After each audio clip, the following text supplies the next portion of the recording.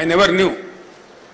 ఎంత కూరుకపోయింది పాతాళ లోకంలో అంటే చాలా దారుణంగా. అసలు మనోళ్ళే మొత్తం హైదరాబాద్లో బతుకమ్మ పండుగ ఆడితే మోటు ఆడే పరిస్థితి లేదు.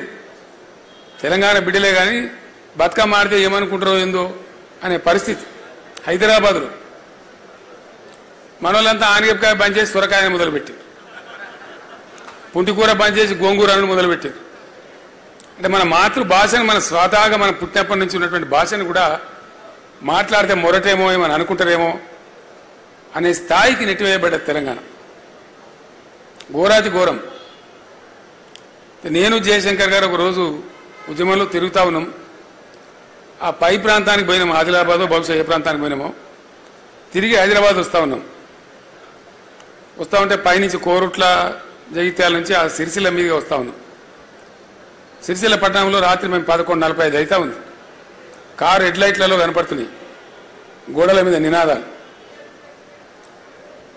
విపరీతంగా పదుల సంఖ్యలో చచ్చిపోతారు.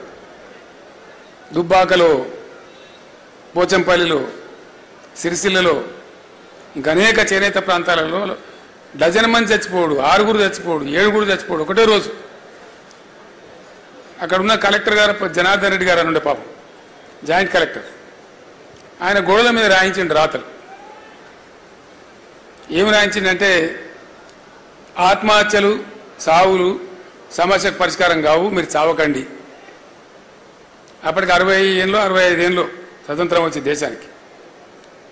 నేను జయశంకర్ గారితో 60 ఏళ్ళ స్వతంత్ర దేశంలో ఏమో గీని